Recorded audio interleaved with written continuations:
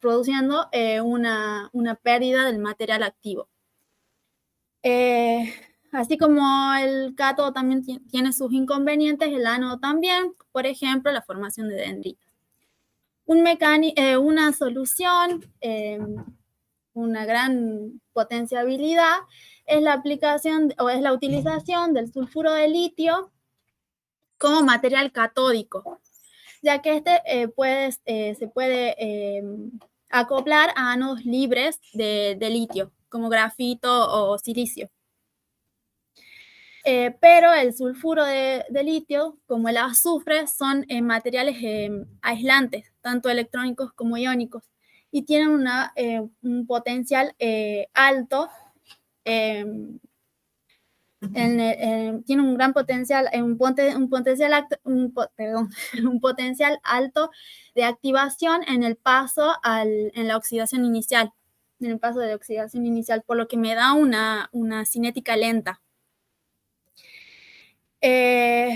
Bueno, hay diferentes estrategias para tratar este problema, por ejemplo, y una de ellas es la utilización de superficies catalíticas. Bueno, hay diferentes trabajos donde empezaron a estudiar el efecto del solvente sobre la catálisis superficial del sulfuro de litio en la ruptura del enlace litio-azufre. Por ejemplo, este es un trabajo del grupo de Martín de Córdoba. Ellos utilizaron una descripción implícita del solvente y mostraron un gran efecto que tiene tanto en la parte cinética como termodinámica de estas reacciones. Pero, sin embargo, estudios experimentales muestran otra característica importante, que es el número Donor, que tiene un efecto importante,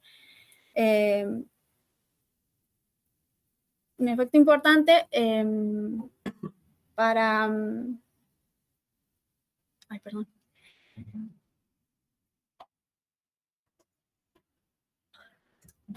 Tiene un efecto...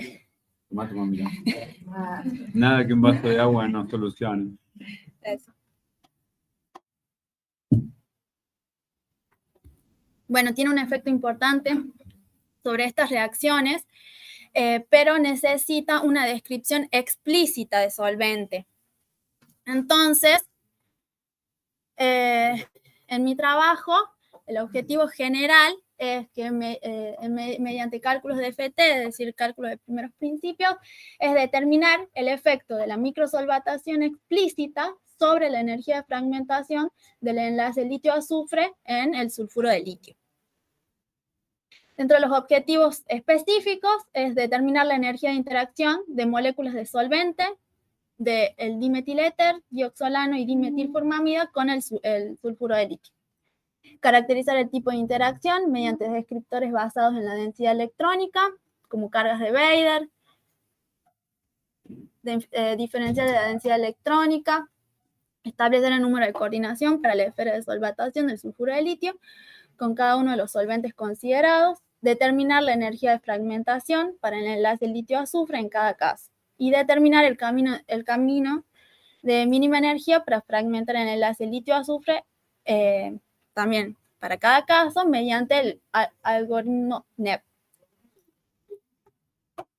Bueno, en cuanto a la metodología, se utilizaron los cálculos computacionales, se realizaron empleando el programa Quantum Expresso, empleando la aproximación del gradiente generalizado GGA de la función PBE para describir los efectos de intercambio y correlación. Los electrones centrales fueron modelados por los pseudopotenciales en el método de onda aumentada proyectada. Las interacciones de Van der Waals fueron consideradas por la corrección semiempírica de FT de Gray. Y todos los cálculos se realizaron teniendo en cuenta la polarización de spin. La energía de la barrera de descomposición del sulfuro de litio aislado se utilizó el método de banda elástica con imagen ascendente, NEP. Bueno, en cuanto a los resultados, en primer lugar, se estudió y se caracterizó la interacción del sulfuro de litio con los 3 solventes seleccionados y se calcularon las energías de interacción y las cargas de Bayer para los aductos, es decir, el sulfuro con los 3 solventes. Bueno, acá podemos observar que la mayor energía de interacción se da con la dimetilformamida o DMF. Aquí, bueno, en lo que es en las cargas de Bayer se puede observar una muy pequeña transferencia de carga y, bueno, se hizo una diferencia de densidad electrónica también, donde se puede ver esa pequeña transferencia nada más. También se realizó una densidad de estados proyectadas, en donde tanto para el sulfuro de litio aislado, para los diferentes solventes y para los aductos, para los diferentes aductos. Y acá está la comparación. Lo que se puede observar ahí es que la interacción entre el sulfuro de litio y los solventes la interacción es netamente electroestática.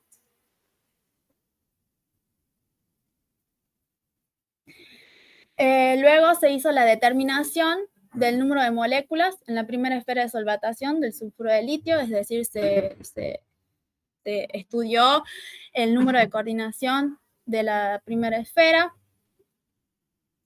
calculando las energías de interacción, y bueno, se puede observar que a medida que se fue aumentando el número de moléculas, la energía de interacción por molécula fue disminuyendo.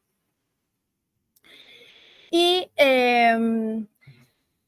al llegar a 6 moléculas, el sulfuro de litio con 6 moléculas, el enlace oxígeno-litio era aproximadamente de 2 amperes, y cuando le agregamos 2 moléculas más, ese enlace era mucho mayor. Entonces, deducimos que la molécula se saturó con 6 moléculas, y esas 2 moléculas adicionales deducimos que podría ser la segunda esfera, pasarían a ser la segunda esfera de solvatación.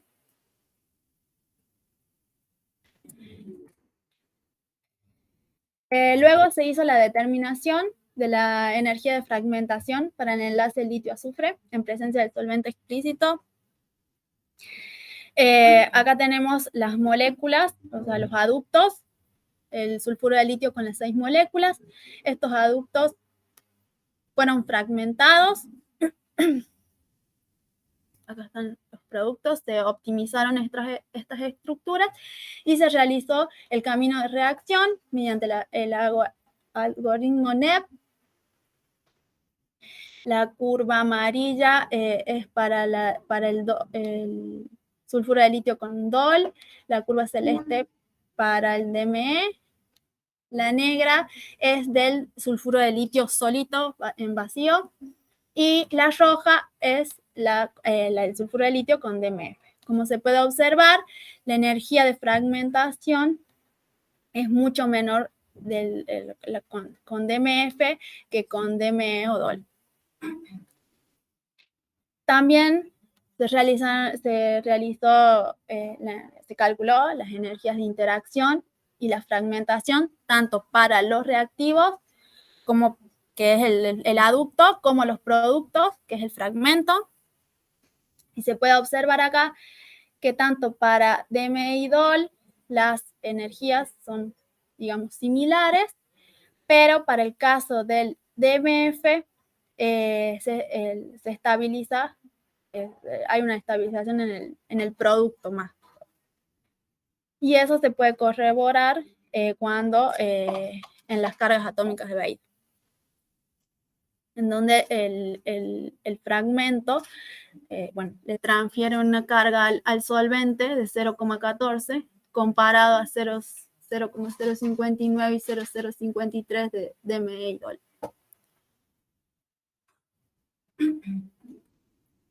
Como conclusión de esta primera parte, digamos, se determinó que la interacción del sulfuro de litio con los solventes escogidos es fundamentalmente electrostática. Se estableció el número de moléculas para la primera esfera de solvatación, resultando en 6 moléculas de solvente, y se encontró un efecto importante en la energía de fragmentación del enlace litio-azufre para el caso de DMF en comparación de DME, DOL y el sulfuro en básico. Como proyecciones, tenemos que combinar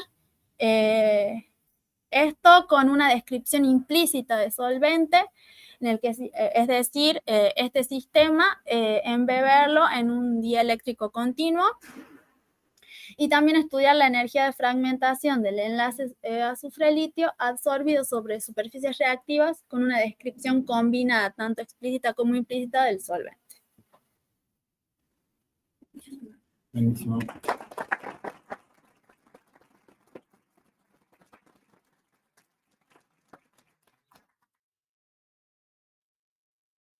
Dale, Manu. Elegí cuál vas a hacer.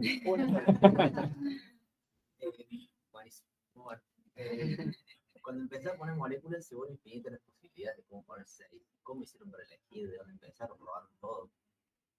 Probamos hasta 8. No, digo, para poner, tener 5, poner la sexta, o cómo hicieron. Claro, fuimos optimizando las moléculas.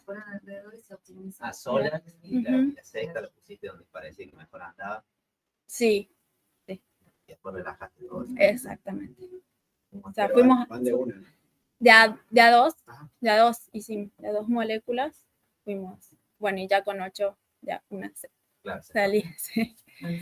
No, empezaron a salirse.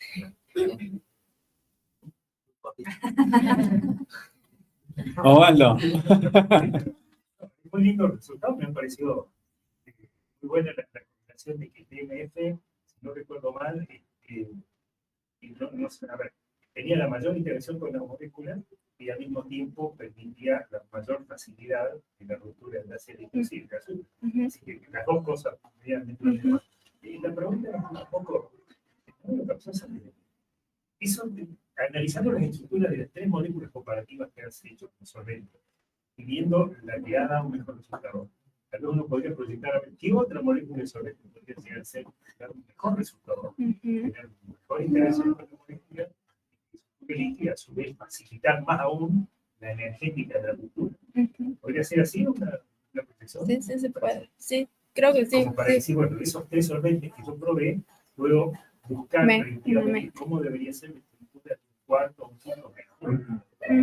Sí, creo que sí se puede. E incluso hay mezcla de solventes. Sí.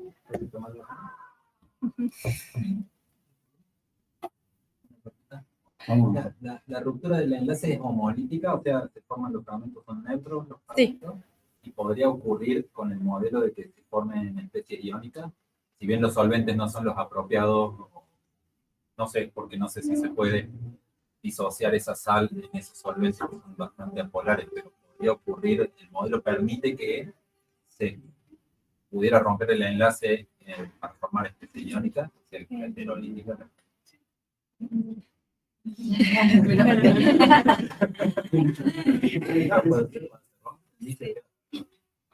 Sí. No es homolítica, no forma fragmentos, no. Sí. No, el líquido queda.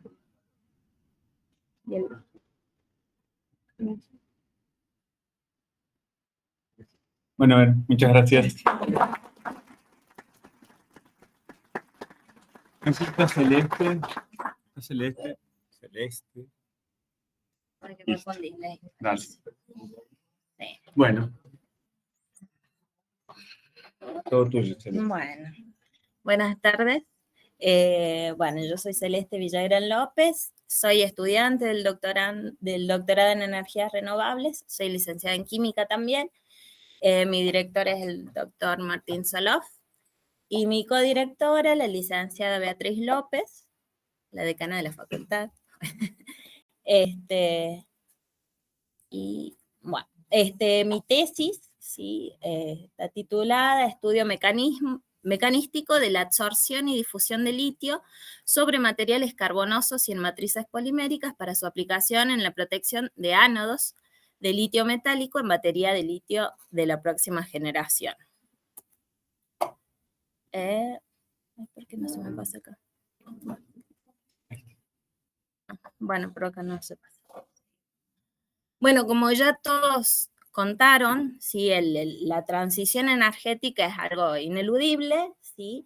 Y esa transición, si nosotros hacemos uso de las fuentes de energías renovables, está íntimamente ligada al uso de dispositivos de almacenamiento electroquímicos, ¿sí? Que sean rentables tanto energética como económicamente.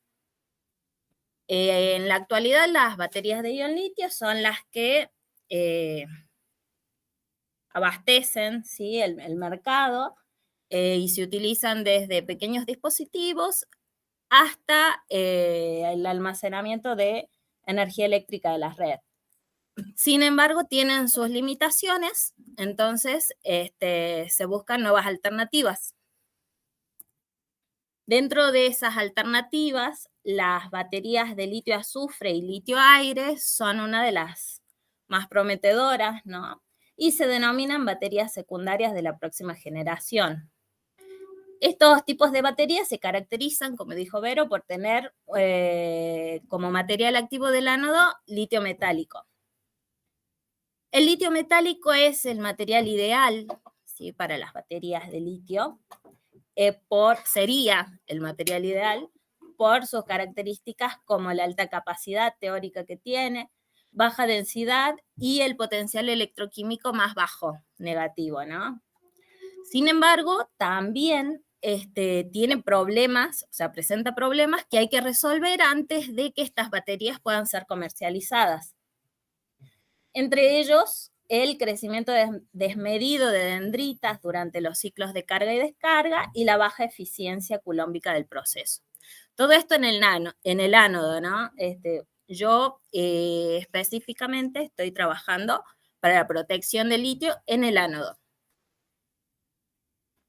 Bueno, el objetivo de mi tesis es contribuir al desarrollo de nuevos materiales para la protección del litio metálico en estas baterías de la próxima generación, utilizando como material nitruros de carbono grafíticos bidimensionales con diferentes grados de dopaje con fósforo,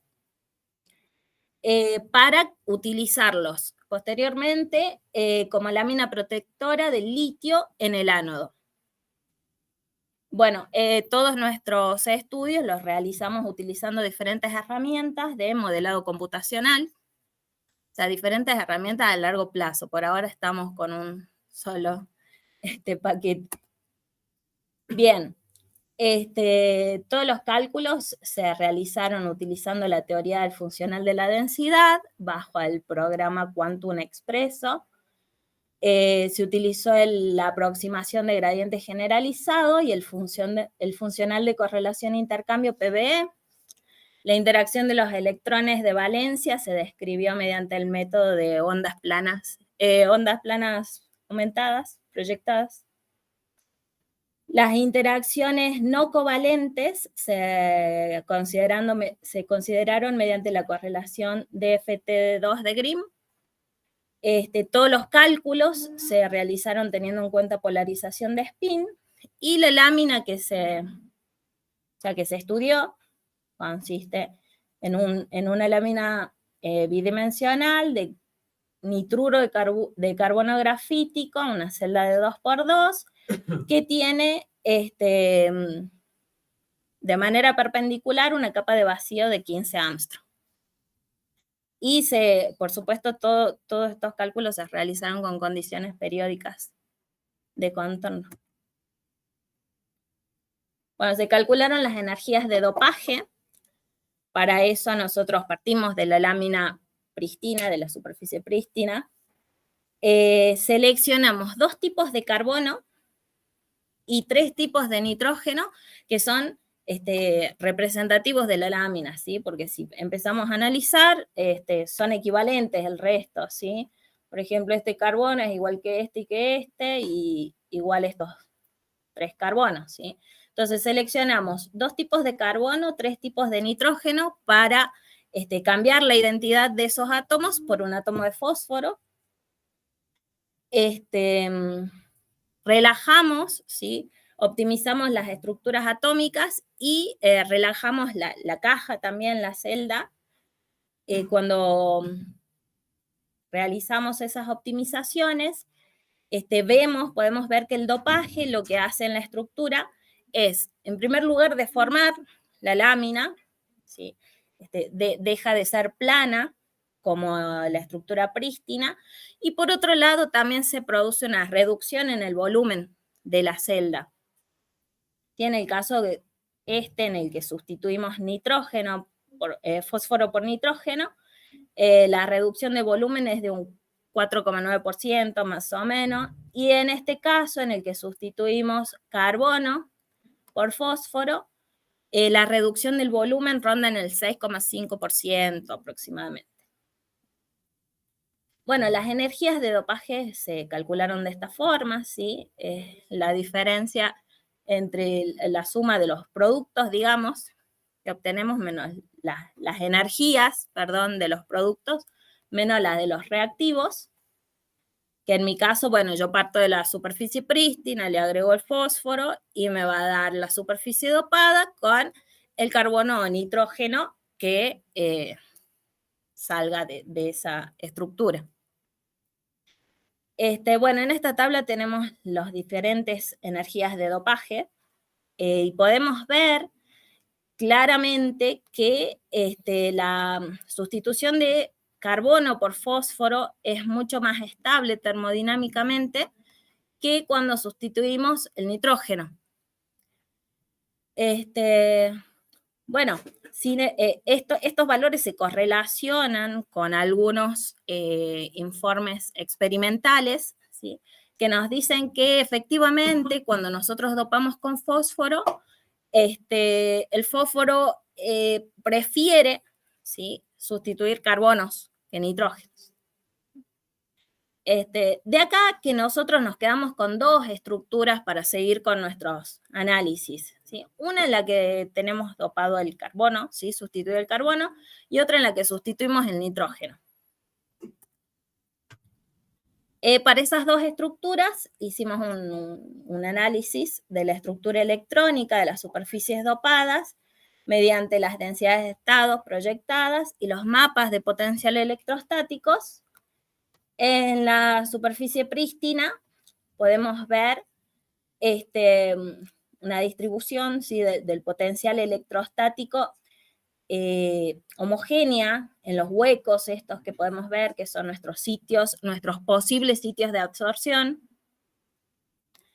en el que, bueno, el color azul nos indica un potencial electrostático negativo, mientras que las regiones que están pintaditas de roja es un potencial electrostático positivo. Esto nos daría una idea de dónde puede llegar a absorberse el litio, ¿sí? Un catión litio. Bueno, ¿qué pasa cuando nosotros dopamos esa superficie? Acá tenemos esta estructura en la que hemos sustituido un nitrógeno, acá, un nitrógeno por fósforo. Y vemos que el potencial electrostático se ve aumentado en esa región donde está el fósforo, ¿sí? Y esto va acompañado, se fijan acá, en un aumento en el gap de energía en comparación con la superficie prístina, ¿no? Ahí. Bien. Y en la estructura en la que hemos sustituido un carbono por fósforo, bueno, también se utiliza esta variación en el potencial electrostático en la zona en la que introducimos el fósforo. Y se puede observar en las densidades de estados que hay una disminución en el gap de energía, lo que indica que este material, ¿sí?, dopado en el que se sustituyó un carbono por un fósforo, es más conductor que la superficie prístina, por ejemplo. No así en esta estructura. Y o sea, estas imágenes de potenciales electrostáticos se correlacionan también con las cargas de Bader que hemos calculado acá, en donde vemos que en el sitio 1 de esta estructura sí hay una reducción, un aumento, perdón, del potencial electrostático, sí, o sea, aumenta la carga, y no tanto en este sistema.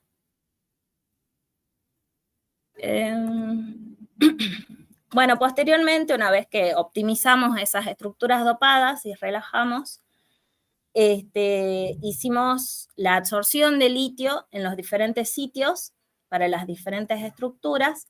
Para eso antes optimizamos, o sea, realizamos todos los cálculos de convergencia para el litio.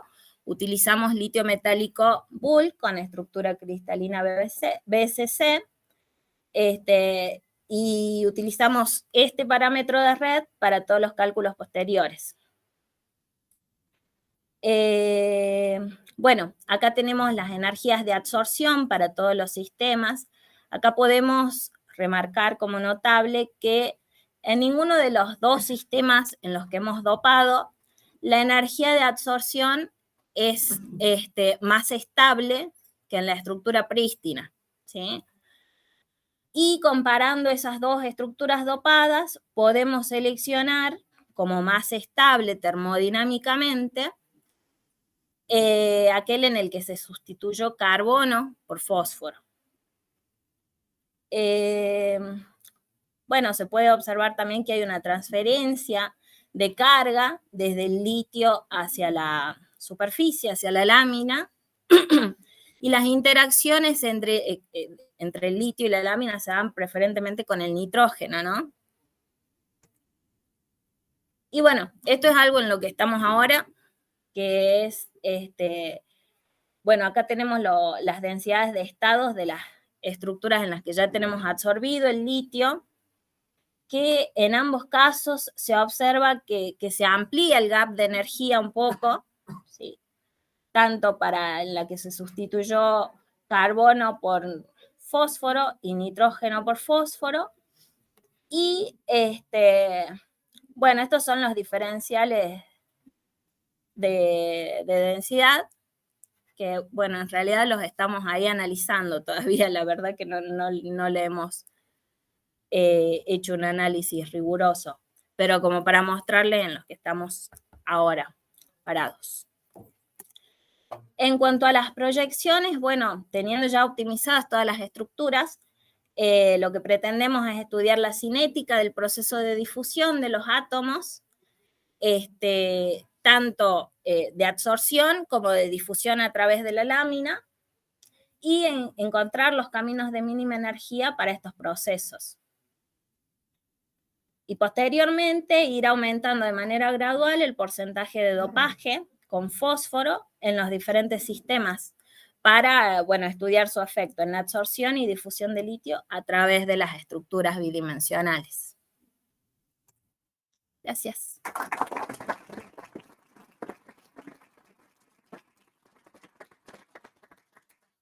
Bueno, muy lindo. No sé si hay preguntas. Osvaldo. Muy bien, muy literal. Dos cositas que tengo. Dos cositas. Que me dio curiosidad. Por un lado, comentaste, si no escuché mal, que el fósforo prefiere reemplazar carbono. Sí. ¿Hay una interpretación de la razón, dado que el fósforo está en el mismo grupo con la misma estructura electrónica que valece el nitrógeno? No, lo único que yo busco, claro, energéticamente sí se da, y yo lo que he leído es que experimentalmente también o sea, sigue la misma tendencia de sustituir el carbono, o sea, no es que la sustitución es siempre el carbono, se puede dar también en el nitrógeno, por eso es que seguimos estudiando las dos estructuras más estables. Y la otra cosita, mencionaste que habría generado una mayor separación, un mayor background. Sí. ¿Eso qué lo haría? ¿Lo formaría un poco más en peor conductor electrónico comparativamente para construir Sí, o sea, como que disminuye la conductividad, pero ese valor de gap, o sea, no es, o sea, no lo hace aislante, o sea, no empeora de manera drástica, digamos, la conductividad del material. ¿Listo? Bueno, muchísimas gracias.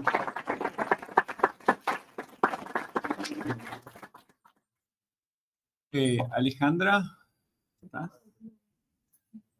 Así seguimos con litio.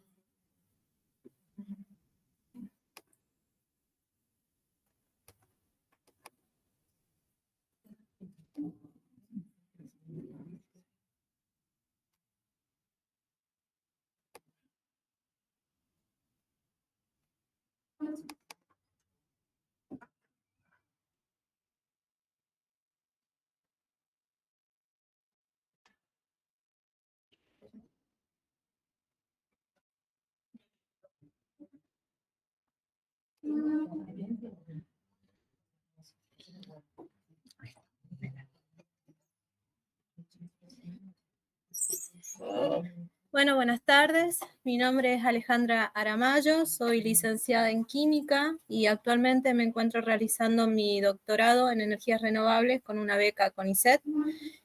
Comencé este año, el 1 de abril, y mi lugar de trabajo, bueno, es el CREAS, Centro Regional de Energía y Ambiente de Desarrollo Sustentable. También pertenezco a la Facultad de Ciencias Exactas y Naturales de la UNCA. Y mi título de tesis son nuevos materiales para baterías de litio a partir de nitruros de carbono. Este trabajo se encuentra bajo la dirección de la doctora Rita Humana y una codirección de la doctora Andrea Calderón. Bueno, la parte experimental se desarrolla en el Laboratorio de Sistemas de Hidrógeno y de Litio, que se encuentra en el Centro de Energía de la FACEM. El objetivo general de esta tesis es el desarrollo de nuevos materiales para baterías de litio, en la cual involucra la síntesis, la caracterización tanto físico-química como así también electroquímica, de compuestos para cátodos a partir de nitruros de carbono. Bueno, los objetivos específicos que se plantean son básicamente el diseño, la preparación y la caracterización de estos materiales que, pueden ser empleados para electrodos de baterías de litio a partir de nitruros de carbono. También, como dije anteriormente, se pretende caracterizar morfológica y estructuralmente, como así también electroquímicamente estos materiales, empleando diversas técnicas, tanto físico-químicas como así también electroquímicas. Y bueno, también la optimización de los procesos de síntesis para mejorar estas características de los materiales y obtener una mayor capacidad de almacenamiento de litio, una cinética más rápida, mayor tiempo de vida útil.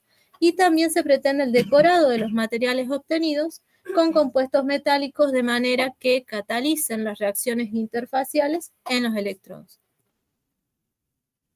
El plan de trabajo comprende la realización de una serie de actividades. Hasta el momento, en este tiempo, lo que fui haciendo fue una recopilación y una revisión del material bibliográfico de manera de ir introduciéndome en el tema. Y también sintetizamos materiales para su posterior construcción de electrodos. Y estos electrodos se pretenden ser empleados en las baterías de litio-azufre.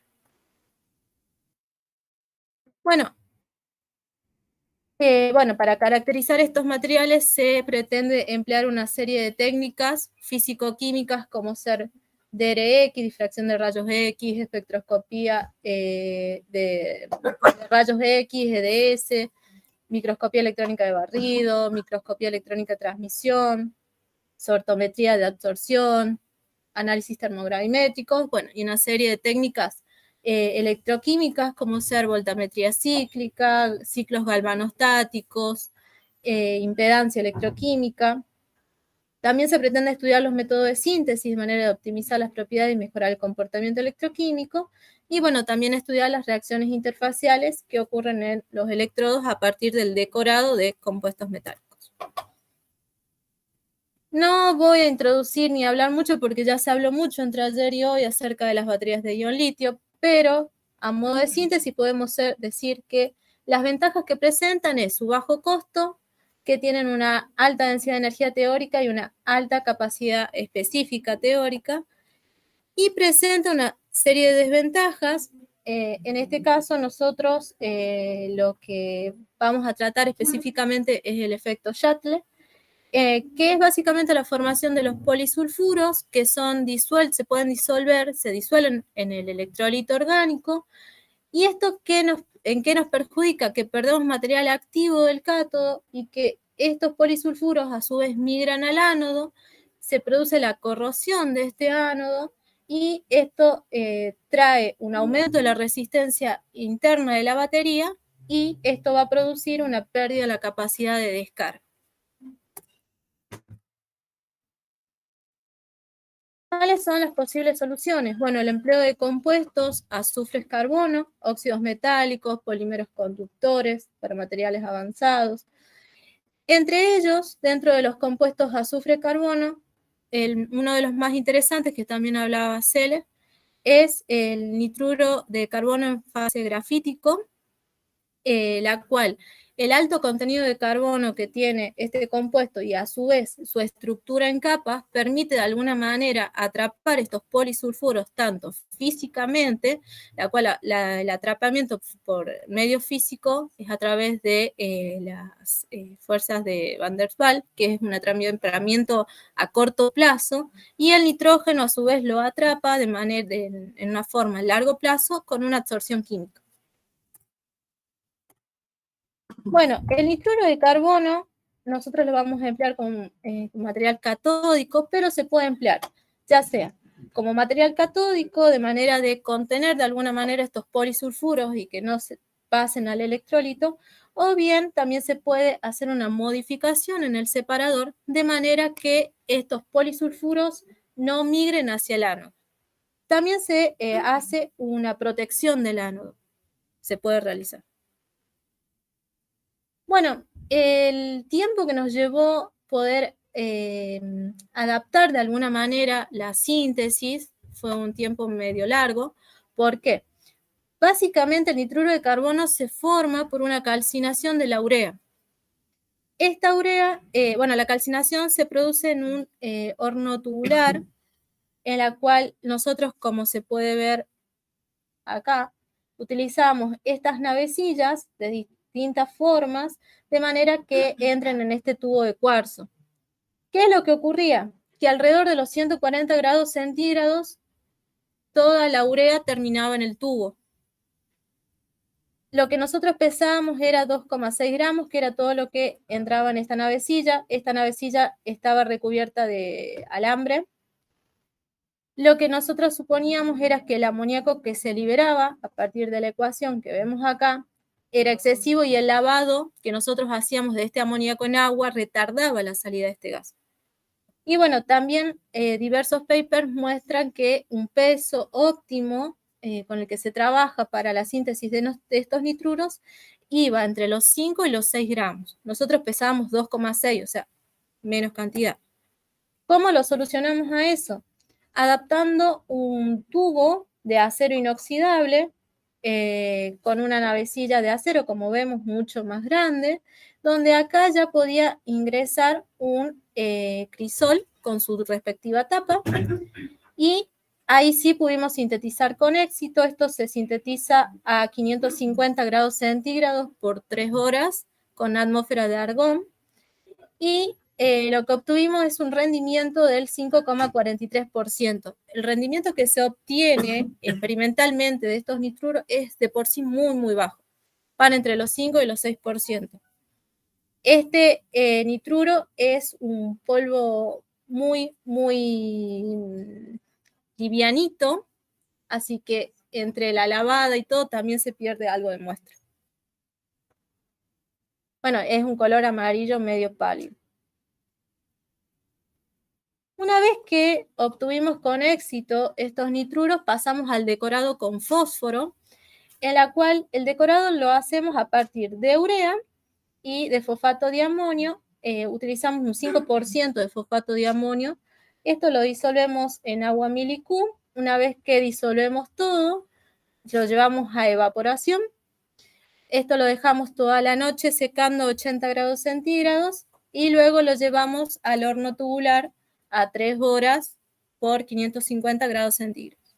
Y obtenemos sí, un polvo que es un poco más denso, no vuela tanto como el nitruro solo y tiene un color, bueno, amarillo mucho más pálido. Estos polvos son lavados a 10.000 revoluciones por minuto, por 10 minutos, 3 veces con agua milicú y una con etanol, de manera de limpiar bien los poros y de arrastrar todo el amoníaco que puede estar presente. Bueno, los cursos de posgrado que fui realizando hasta el momento es electroquímica y almacenamiento de energía, con una carga horaria de 40 horas, que bueno, fue aprobado. El curso de termodinámica, transferencia de masa y energía, con una carga horaria de 40 horas, que también fue aprobado. Y actualmente me encuentro realizando el curso de baterías de litio, principios y aplicaciones, con una carga horaria de 40 horas. Dentro de los trabajos presentados, presentamos un póster flash en el encuentro de Nano 2022. Este trabajo fue presentado en base a mi tesis de grado, la cual es titulado Síntesis de nanopartículas de fosfato y hierro de litio para electrodos de baterías de ion litio. Bueno, ¿qué es lo que se pretende seguir o avanzar a modo futuro? Es la fabricación del electrodo, en la cual estamos viendo cómo son los tiempos de impregnación y cómo es bien la cantidad para poder hacer bien la impregnación de azufre y poder fabricar el electrodo. Bueno.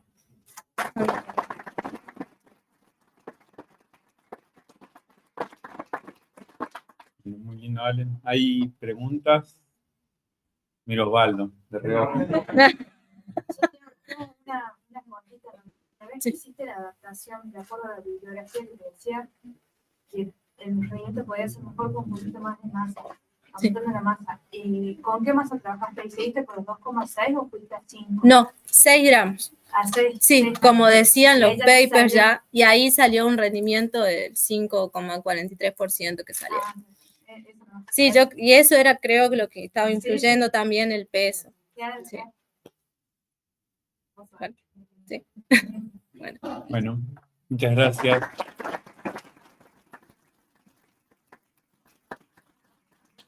Bueno, ahora vamos a seguir con un doctorando que se está conectando porque no está, así que seguiremos vía la última presentación. Hola, buen día. ¿Me escuchan? Hola, Nico, ¿me escuchás? Sí, yo escucho perfecto. ¿Ustedes me escuchan? Bueno, perfecto. ¿Podés presentar? Sí. A ver, ahí comparto.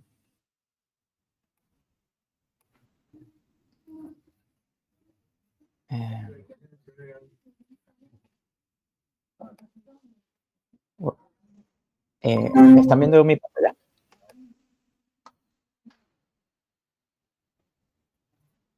Hola, ¿ahí logran ver mi pantalla? Sí, ahí está perfecto. Buenísimo. Bueno, buen día a todos. Mi nombre es Nicolás Ibagón. Yo hago doctorado con Pedro Muñoz y Gabriel Correa. Mi tesis se titula Factibilidad técnico-económica de la incorporación de hidrógeno en la transición energética en Argentina.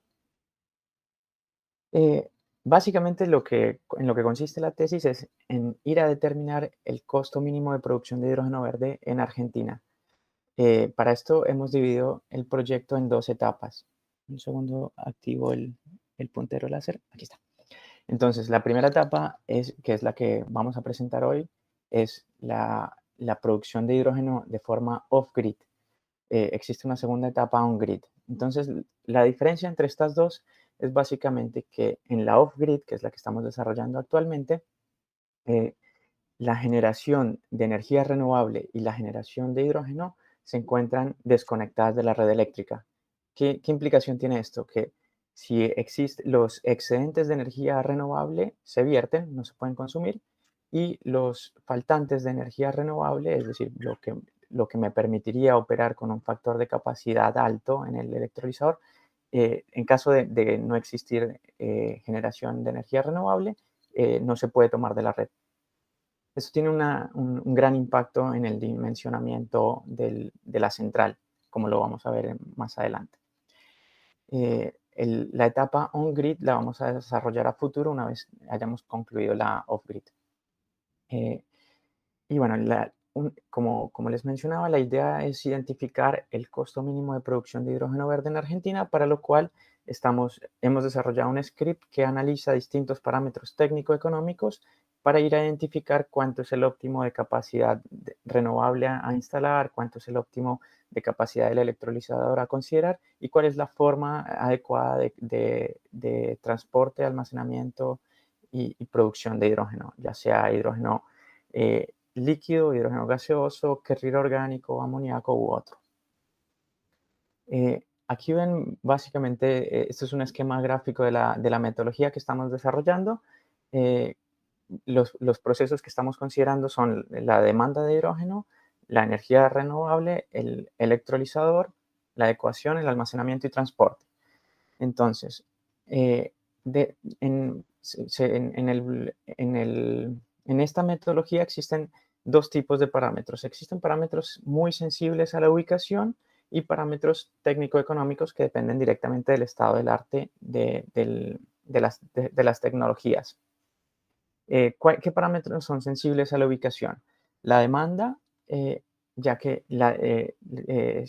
uno de los inputs principales es identificar dónde se encuentra ubicada la demanda, y esto me va a impactar fuertemente en el transporte y almacenamiento y vector de hidrógeno a considerar.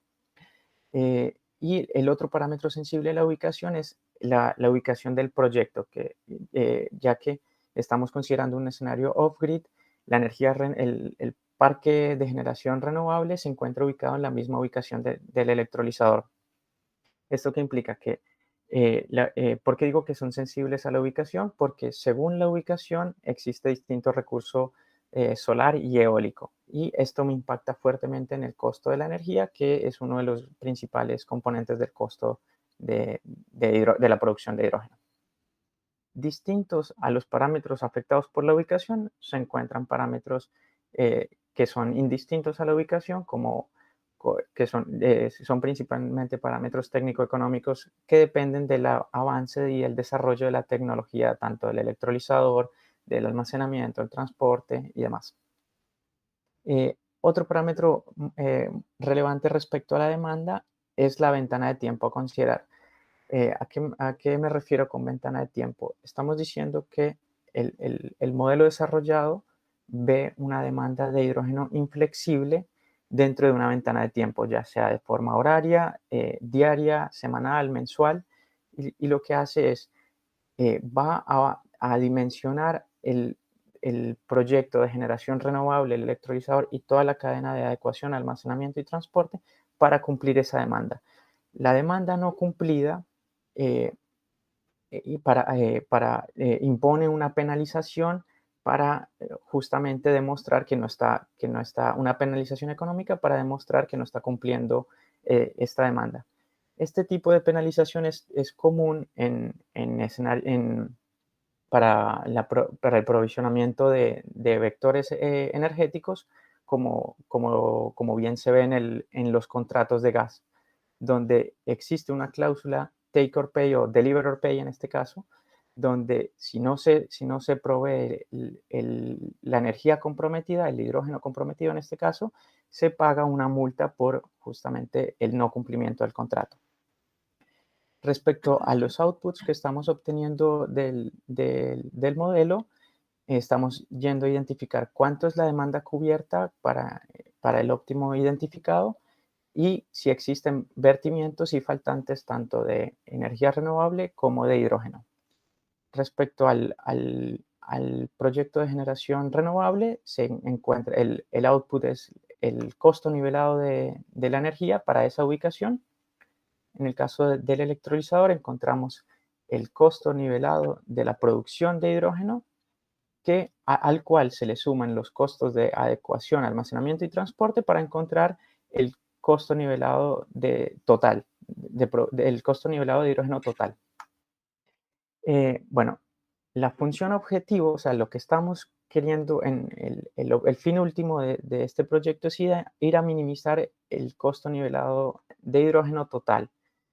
Y para esto hemos desarrollado un script que optimiza los parámetros del dimensionamiento de todas las etapas del proceso para alcanzar este mínimo. Entonces, los otros parámetros, las otras salidas obtenidas por este script son la capacidad de solar y eólica correspondientes al mínimo, que minimizan el costo de producción de hidrógeno total, la capacidad requerida para el electrolizador y la forma de transporte, adecuación y almacenamiento de hidrógeno, ya sea como hidrógeno comprimido, hidrógeno líquido, carrier orgánico, amoníaco u otros. Aquí como bien mencioné, el output obtenido de este proceso es fuertemente sensible a la ubicación de la demanda y la ubicación del proyecto. Entonces, como resultados, les vamos a traer un ejemplo de salida para una demanda de 100 toneladas por día ubicada en Bahía Blanca y un proyecto ubicado en Río Negro a 100 kilómetros de la demanda. En este caso, se encontró que se requiere instalar 355 megas fotovoltaicos, 410 mega eólicos, se requiere de un electrolizador de 290 mega y no se requiere almacenamiento. Esto es una conclusión importante porque lo que encontramos es que para estas características es más rentable sobreinstalar capacidad solar y eólica y aumentar la capacidad del electrolizador. Esto resulta económicamente más viable antes que aumentar la capacidad de almacenamiento, antes que incorporar un sistema de almacenamiento.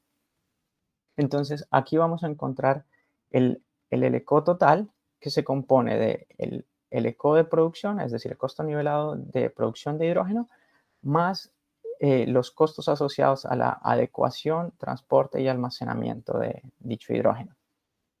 En este caso particular encontramos que el LCO de producción es de $2.9 por kilogramo, por kilogramo de hidrógeno y los costos que adicionan la adecuación, el transporte y el almacenamiento son de 0,6. En este caso, como mencioné, el almacenamiento es de 0 toneladas de hidrógeno, así que el costo de almacenamiento es 0 en este caso. Eso hace que el costo total de producción de hidrógeno sea de $3.6 por kilogramo. Esto considerando parámetros del estado del arte actual, es decir, valores del 2020. Si consideráramos la evolución esperada tanto para el electrolizador como para las tecnologías fotovoltaica y eólica y para los procesos de adecuación, transporte y almacenamiento, este 3.6 se iría a reducir a $3.1 por kilogramo hora. Y básicamente, digamos, este es el proyecto que estamos desarrollando, donde buscaremos identificar justamente todos los parámetros que permiten obtener el mínimo costo de producción de hidrógeno y para una demanda determinada y con unas condiciones y un escenario de tiempo fijados.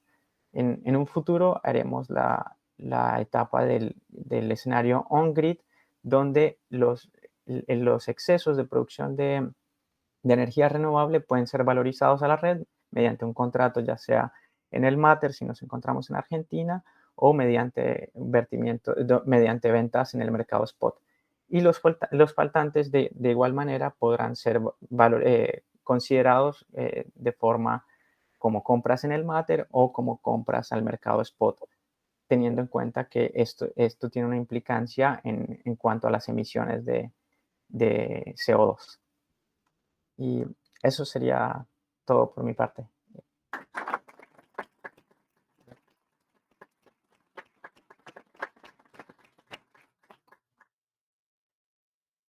No sé si pregunta, sí, Juan. No, una cortita. ¿Está ahí? ¿Escuchás, Nico, ahí? Sí, escucho. Dejé de compartir pantalla, creo, o no sé. Si podés compartir un segundo. Ah, sí, perdón. Sí, aquí estoy. No, muy buena presentación. Te quería si podés ir a la de resultados. Claro.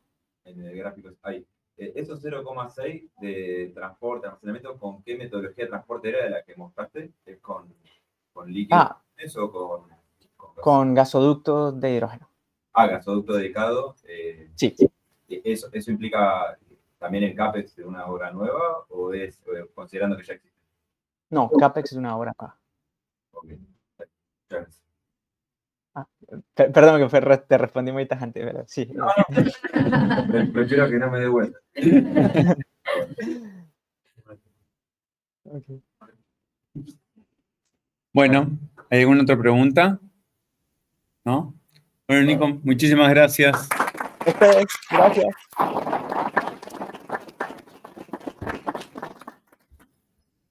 Tere, ¿querés seguir?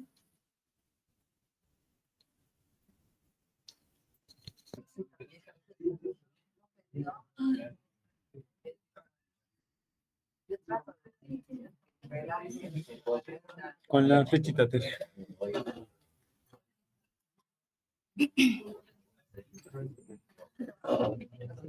¿Quieren agua?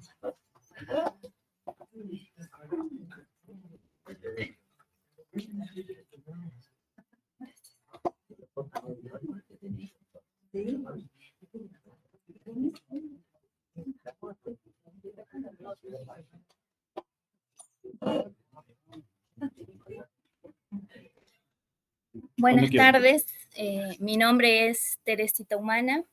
Yo pertenezco al Centro Regional de Energía y Ambiente para el Desarrollo Sustentable, que pertenece a CONICET y a la Universidad Nacional de Catamarca.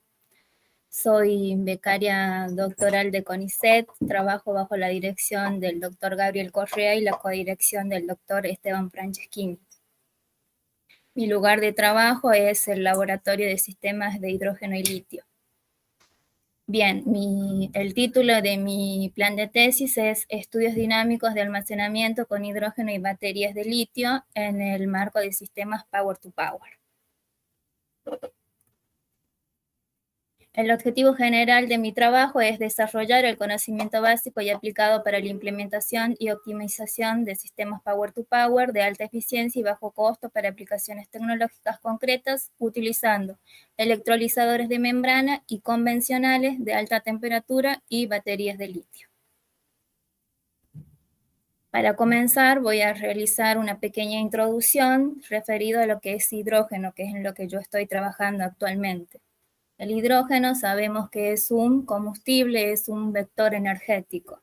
Existen diferentes fuentes de las cuales podemos obtenerlo y a partir de esas fuentes podemos hacer una clasificación del hidrógeno.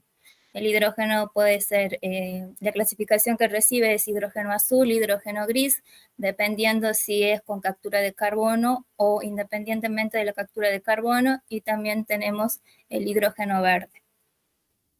Bien, voy a situarme acá en lo que es la producción del hidrógeno limpio, que es el que proviene de fuentes de energías renovables, que se plantea como una solución para digamos, cumplir con lo que se pactó en el Acuerdo de París en el 2015, que es disminuir las emisiones de dióxido de carbono. Una solución eficiente o que nos serviría, digamos, es que este hidrógeno producido sea a través de una vía electrolítica, es decir, a través de electrolizadores. Los electrolizadores pueden ser electrolizadores alcalinos, electrolizadores PEN y electrolizadores de óxido sólido, dependiendo el electrolito que utilicen y también dependiendo el rango de temperaturas de operación. Actualmente en nuestro laboratorio tenemos un electrolizador alcalino, que los que estuvieron yendo al laboratorio lo pudieron ver. Bien, acá les voy a comentar sobre algunos trabajos en los que estoy participando. Uno de estos trabajos que ya está publicado, que lo trabajé con Gabriel Correa, con Pedro Muñoz, con Ramiro Ramírez, entre otros, David Levitan. Bien, en este trabajo lo que se hizo es, desde un principio lo que se hace es tener en cuenta los vectores energéticos disponibles en nuestro país. A partir de ese análisis, lo que se hace es, bueno, me olvidé de decir que es acá un análisis comparativo del pozo a la rueda. Una vez que nosotros tenemos lo que son los vectores energéticos disponibles en Argentina, hacemos el análisis a través de dos sistemas de conducción. Un sistema que es urbano y otro sistema que es urbano y también en ruta. La finalidad de este análisis de este análisis de conducción es estudiar lo que es la eficiencia energética y las emisiones. Estos dos gráficos muestran cómo, bueno, me olvidé de decir que es aplicado en los ciclos de conducción, son aplicados en un autobús de pasajeros. A su vez, lo que se hace es considerar 4 trenes de potencia, que son el primero es vehículo alimentado con diésel. Tenemos otra tecnología que es la que utiliza celdas de combustible. La siguiente tecnología es cuando es alimentada con gas natural comprimido y baterías. Gracias. Esos son los 4 trenes de potencias que se utilizaron. En conclusión, llegamos a los resultados que para ambos ciclos las emisiones son mayores cuando se utilizan trenes de potencia diésel y de gas comprimido. Y entre estas dos, con diésel es el que emite más. O sea, entre el diésel y el gas natural, el diésel es el que mayor emisiones tiene.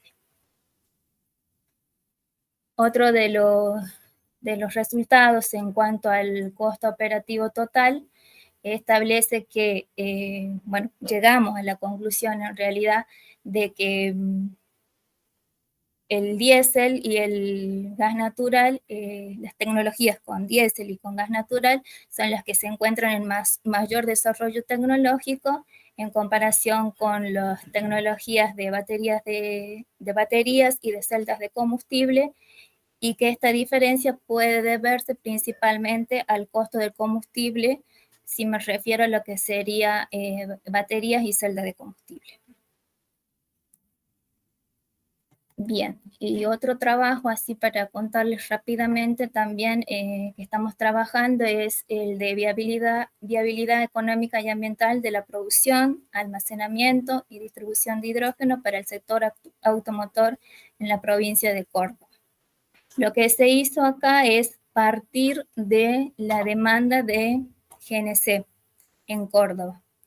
Entonces nosotros encontramos que en Córdoba existen 246 estaciones de GNC, donde también consideramos el dato de 290.000 autos particulares, correspondiente a una demanda de 5.747 toneladas Empiezo de nuevo esta parte porque me confundí, estoy un poco nerviosa. Bien, estudiamos primero lo que son el número de estaciones correspondientes a GNC. Una vez que tuvimos el número de estaciones, estudiamos lo que sería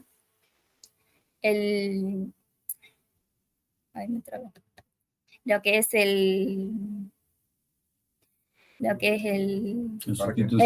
volumen de GNC, y a partir de eso consideramos qué pasaría si nosotros hacemos una sustitución del 20% de hidrógeno y un 80% de GNC. O sea, no consideramos que todo sea, consideramos que haya un 20% de hidrógeno y un 80% de GNC y no un 100% de GNC. Planteamos diferentes escenarios para obtener ese hidrógeno a través de electrolizadores alcalinos. El primer escenario que planteamos es que hacer funcionar los electrolizadores a partir de energías renovables provenientes de los parques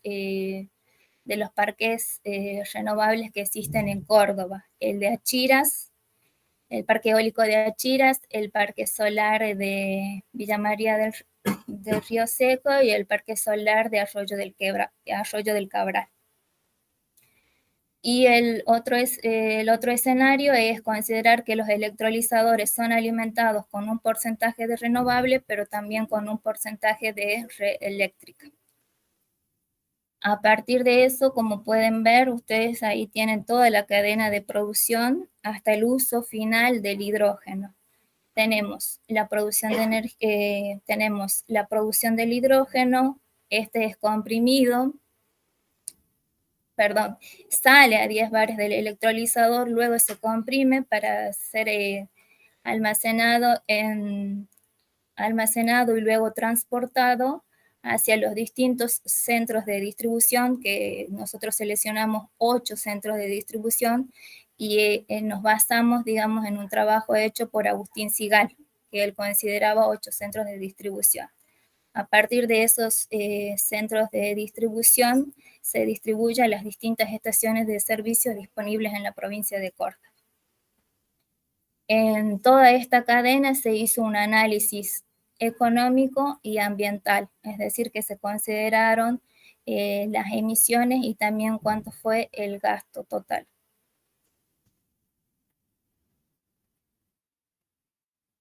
Bien, el costo nivelado en esta gráfica podemos ver 3 planteos. En el primer planteo es un escenario in situ, donde el costo nivelado del hidrógeno nos dio 9, bien, aproximadamente, creo que era 9,27 dólares por kilogramo de hidrógeno. Eso es in situ, es decir, que no estaríamos haciendo el transporte y la distribución. En el segundo gráfico se muestra cuando es solamente renovable, o sea, cuando el electrolizador funciona solamente con energía proveniente de renovables. En este caso consideramos para cuando los trailers acá, los bares. Los 2 tipos de transporte, sí. Los 2 tipos de transporte, que son a 250 bar y a 500 bar. En uno encontramos que es de 8,99 y en el otro es de 9,35, respectivamente, de acuerdo a los 250 y 500 bar. Y en el último gráfico consideramos cuando ya se incorpora un porcentaje de red y nos da que esto es, para 250 bar, nos da que es 674 y para 500 bar es 724.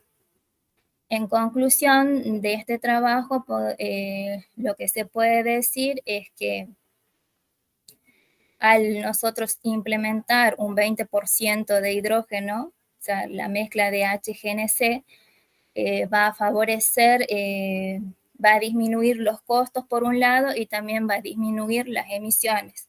Aproximadamente la disminución de emisiones es un 20%.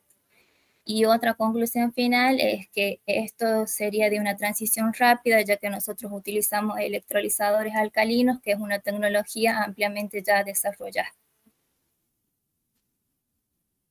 Bien, y acá, bueno, algunos cursos realizados y presentaciones, los dejo ahí. Y bueno, muchas gracias.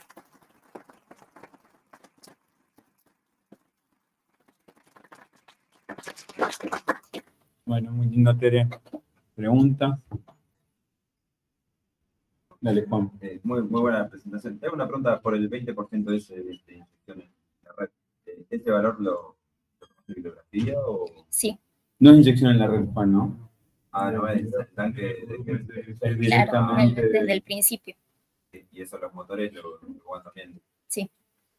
Sí, lo tomamos del trabajo de Agustín Sigal. Él ya tiene más o menos hecho todo, sacamos todos los datos de ahí, los datos principales.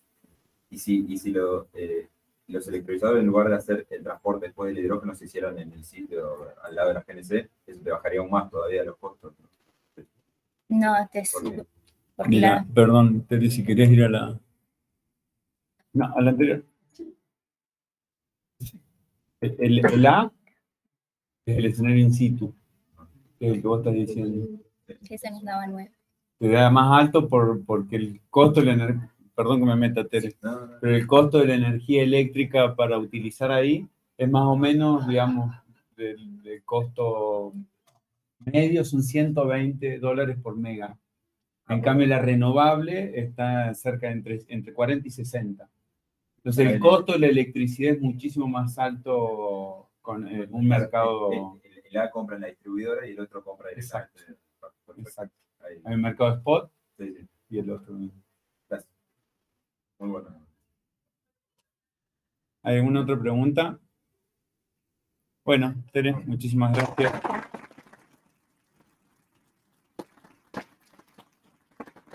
Germán.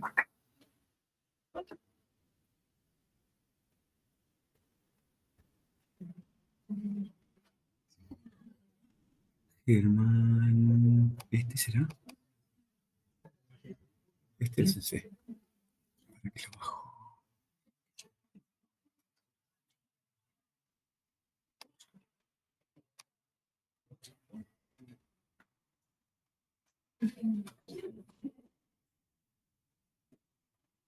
¿Y por qué no abrió? Ahí está.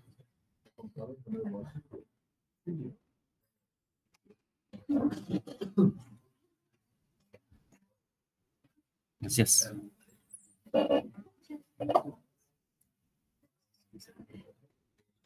Bueno, muy buenas tardes a todos. Mi nombre es Germán Rodríguez. Les voy a hablar un poco de mi plan de tesis denominado Estudios sobre sistemas de producción y almacenamiento basados en hidrógeno verde. Yo soy ingeniero químico. El director de mi tesis es el doctor Gabriel Correa, el codirector Esteban Franceschini. El objetivo general de esta tesis se puede dividir en dos grandes partes que se van a integrar. Por un lado, se van a realizar estudios de factibilidad tecnoeconómica basadas justamente sobre los sistemas de hidrógeno verde a partir de la producción como fuente, a partir de fuentes de energías renovables. Vamos a evaluar su desempeño y la idea es formular protocolos de funcionamiento e investigar justamente la optimización de los mismos. Por otro lado, además, se van a realizar modelos de electrolizadores para la construcción de prototipos de mediana potencia y utilizando herramientas de simulación y optimización para eficientizar su desempeño, ¿sí? Dentro de lo que son los objetivos específicos, entonces si nos vamos a lo que es la primera parte, digamos, los estudios de factibilidad, vamos a estudiar los sistemas de conversión y almacenamiento de hidrógeno desde fuentes de energía renovable y desde la red SADI. Vamos a evaluar su desempeño, proponer protocolos de funcionamiento e investigar la optimización de los mismos. Bueno, en esta, no le voy a explicar esta figura, esto ya se habla un poquito de lo que es el Power to X, ¿sí? Tenemos las fuentes de poder, ya sea renovable o convencional, la red eléctrica y la generación de hidrógeno a partir de la electrólisis, ¿sí? Después de la electrólisis, el hidrógeno tiene diferentes vías, ya lo vamos a ver un poquitito más adelante en un gráfico un poquitito más completo. Por otro lado, otro de los objetivos es justamente el estudio tecnoeconómico de los sistemas Power to X, ¿sí? Se plantea estudiar distintos escenarios, vamos a hacer análisis comparativos de la incorporación justamente del hidrógeno o en el mix eléctrico, sustituyendo justamente combustibles fósiles. Se van a analizar también posibles aplicaciones tecnológicas del hidrógeno y además se van a hacer los estudios en todo lo que tiene que ver con el CAPEX, el OPEX y el grado de madurez de los proyectos. En lo que es Power to X, bueno, ya se ha mencionado bastante aquí. Tenemos las distintas vías y a partir de la fuentes renovables o de la red eléctrica, tenemos el Power to hidrógeno, en donde tenemos, bueno, que al agua a partir de la electrólisis se puede sintetizar el hidrógeno, que es un agente central acá, lo vemos en el centro de la imagen, porque a partir del hidrógeno salen todas lo que son las vías Power to Chemicals, to Liquid, to Gas o Power to Power, ¿sí? Entonces el hidrógeno como precursor de otros reactivos químicos, como precursor de líquidos o como precursor, bueno, de mezclas sintéticas de gas, o el mismo hidrógeno empleado para el Power to Power, digamos, el hidrógeno empleado para la generación de energía en un blend con otros gases, ¿sí? Dentro de lo que es el plan de tesis también está pensado desarrollar un modelo analítico numérico 3D estacionario de transferencia de masa, de calor y carga para electrolizadores alcalinos y PEM, ¿sí? Se van a estudiar herramientas para evaluar la distribución superficial de los distintos parámetros y optimizar el diseño de parámetros geométricos justamente de los electrolizadores, ¿sí? Vamos a trabajar con electrolizadores alcalinos y utilizando modelos multifísicos y herramientas de optimización para lograr la eficientización del mismo, ¿sí? Les presento acá un diagrama de flujo de lo que es una planta de generación de hidrógeno, en donde tenemos el stack central. Esto también se ha visto, así que vamos a ir bastante rápido. Tenemos el ingreso del agua de alimentación a la derecha, ¿sí? El agua de alimentación ingresa en este caso en el separador de hidrógeno líquido. Luego el agua que sale del separador se sube su presión a través de bombas centrífugas. Hay un enfriador, un agitador y se va a lo que es el stack, ¿sí? A lo que es el electrolizador alcalino, donde se suministra la potencia para la generación de hidrógeno. Y de nuevo el hidrógeno más lo que es el electrolito van al separador el líquido gas, ¿sí? En donde se separa la corriente de hidrógeno, es enfriada, deshumidificada y se obtiene así hidrógeno de alta pureza. En lo que estamos trabajando actualmente es en el desarrollo de un modelo y la simulación de procesos de una planta prototipo de hidrógeno, ¿sí? Estamos utilizando el software Aspen Plus, que es un software de simulación secuencial modular de procesos, en donde lo que se busca es replicar justamente una planta de producción de hidrógeno verde con todos los equipos involucrados. Es bueno, la interfaz del software. Esto es hasta el momento el diagrama de flujo, el flow sheet de una planta prototipo basado en lo que es la literatura, ¿no? De una planta de producción de hidrógeno verde, ¿sí? Las partes centrales de lo que es la planta son el electrolizador, que en este caso, dentro de las posibilidades del software, no se encuentra un reactor que simule fielmente lo que es un electrolizador, por lo tanto, lo que se hace, y basado en la literatura, es suplantarlo por un reactor de mezcla perfecta y un separador. Y bueno, lo que se busca acá es, en principio, estudiar lo que es el sistema de separación hidrógeno-electrolito en los separadores y posteriormente hacer análisis o estudios de sensibilidad de diferentes parámetros, diferentes variables dentro del sistema y luego, bueno, comprobar su desempeño, cotejarlo con lo que son los prototipos. Una aclaración, lo que es el reactor y el separador que simulan o emulan, mejor dicho, lo que es el electrolizador, eso se puede simular de mejor manera o fielmente lo que es lo que es el electrolizador con otra herramienta del software. En eso estamos trabajando actualmente, porque tal cual como está o tal cual como es el módulo actual, no no lo refleja fielmente, digamos, el electrolizador. El separador funciona mejor. Acá hay algunos estudios de sensibilidad, de algunas variables. Por ejemplo, acá lo que se grafica es la temperatura del enfriador anterior al separador de hidrógeno, al separador flash, ¿sí? Bueno, un comentario aparte también es que este software se basa en todos los coeficientes o parámetros termodinámicos, ¿sí? También se debe, en base a la literatura y a ensayos, ajustar todos los coeficientes termodinámicos para ver el ajuste con el software, ¿sí? Todos los coeficientes que son utilizados en este momento son los que vienen ya incorporados al software. ¿Sí? Eso también es una tarea hacia adelante.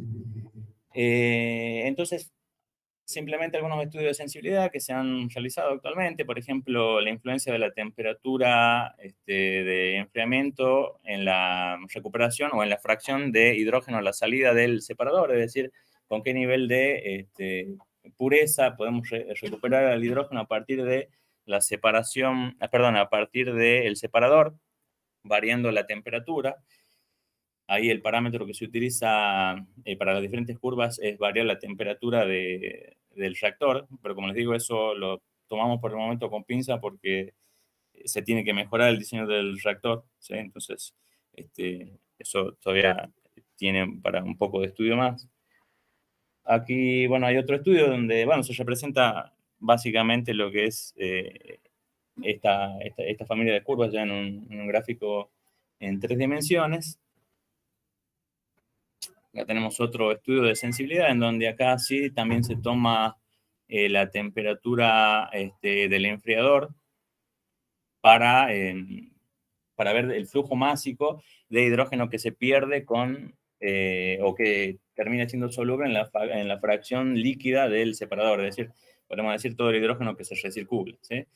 En fin, como les digo, lo que es este modelo tiene que ser ajustado en lo que es coeficientes termodinámicos, y cuando una vez que se ha ajustado en los coeficientes termodinámicos y hacer las pruebas de los estudios de sensibilidad, se va a cotejar o se va a contrastar con lo que es los prototipos que obtengamos, ¿sí? Bien, eso sería todo por el momento.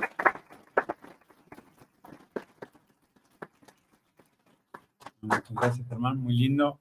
Pregunta, de nuevo.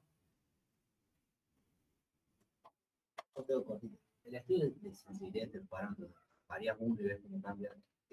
¿Lo haces de a uno por vez o puedes dar de a dos? Puedes hacer, claro, puedes hacerlo multivariable. O sea, el software te permite hasta 2 por un tema del 3D, digamos. Puedes hacerlo. O sea, la cuestión acá con el software en realidad es que uno puede variar mucho muchas variables, pero el sistema tiene que converger, digamos, porque no se pueden presentar resultados o no se pueden tener datos si el diagrama de flujo no converge. La cuestión principal para la convergencia del diagrama de flujo son los reciclos. Generalmente eso es lo que complica. Pero sí, se pueden variar. Con el caso de la temperatura del reactor, les digo, eso es una propuesta de análisis posterior porque hay que simularlo o el software, hay un complemento de software que permite generar módulos a medida. Entonces ahí nosotros vamos a poder tener ahí, poder variar la potencia de entrada y salida y demás, perdón, la potencia de entrada al stack y demás, que ahora no lo podemos hacer. Ahora simplemente es un reactor que es de conversión, digamos. Yo le pongo le pongo los valores y funciona de esa manera, ¿sí? Pero bueno, el próximo paso es poder simular el stack para que ahí sí tener datos más fieles, digamos, de lo que es esa celda, ¿sí? Bueno, muchas gracias, Germán.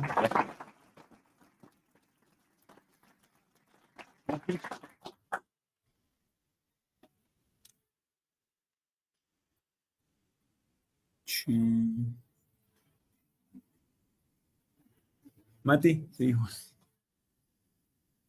¿Vos me lo mandaste? No, será el Drive. ¿Al que yo le mandé? Sí, el Congreso. Congreso este.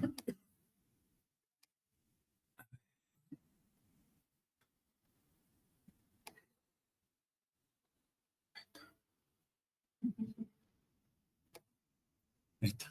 Bueno. Mi nombre es Matías Leandro Ferraro, soy becario doctoral del CONICET, trabajo en el LabShield, que ya todos lo conocen, el laboratorio de sistemas de hidrógeno y litio, y mi título de tesis es Diseño, Gestión e Integración de Sistemas con Fuentes Renovables, Electrolizadores, Celdas de Combustible y Baterías Recargables.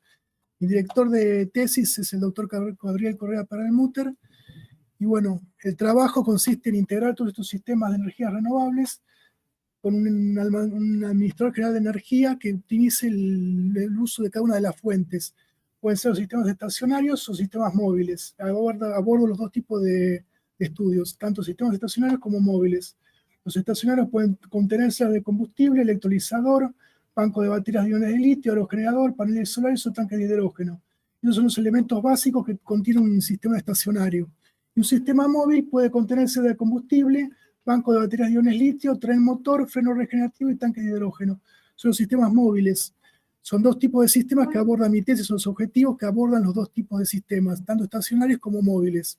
Integrar estos sistemas y generar un administrador general de energía que controle cuánto aporta energía cada uno de los sistemas al sistema que estoy planteando, tanto el estacionario como el móvil.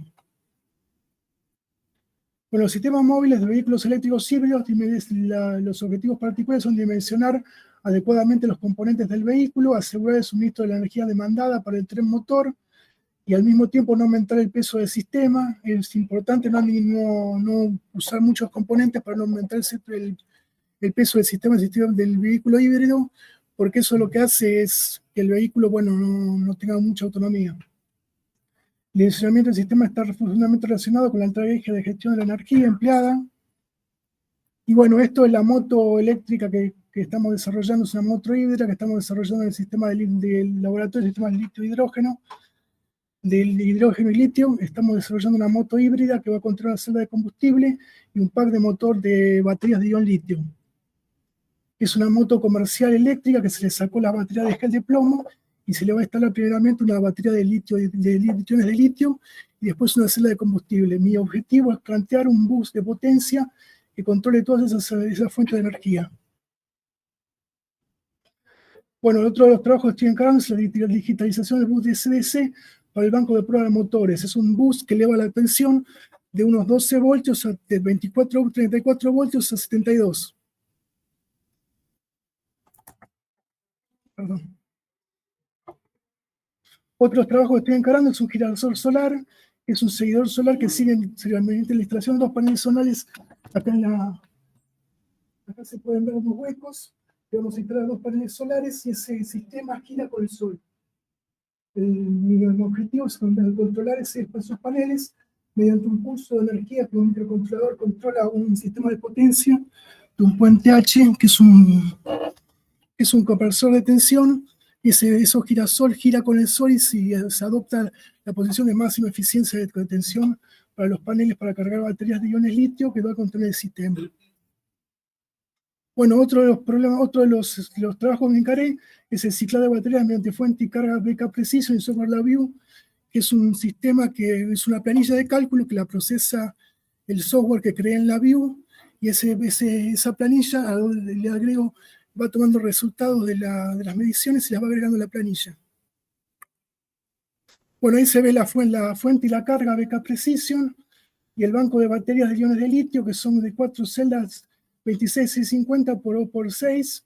Es una batería que tiene 13,6 voltios y la estoy testeando con la fuente y la carga electrónica, con el software que creé anteriormente. Otro de los trabajos que estoy encarando es el diseño de control de gestión de energía para vehículos eléctricos híbridos de pila de combustible mediante redes neuronales. Es un trabajo que escribió el doctor Gabriel Correa Perelmuter junto a Pedro Muñoz y Marcos Gaudiano. Estoy haciendo la parte experimental mediante el software LabVIEW, que son un bloquecito que se conecta con cables, y eso lo que hace es progresar la planilla de Excel. Bueno, eso lo debería presentar.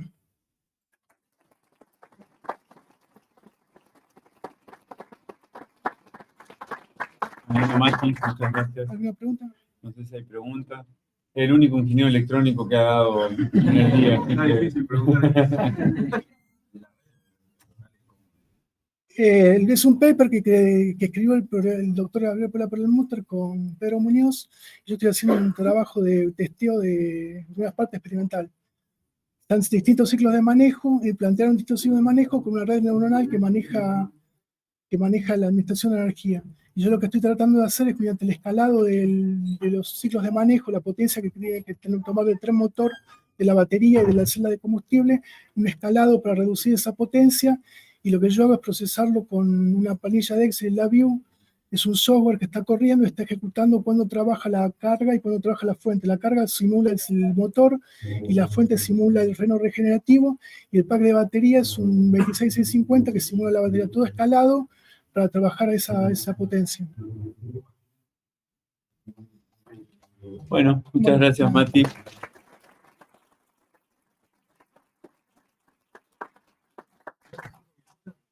Dale, Tommy.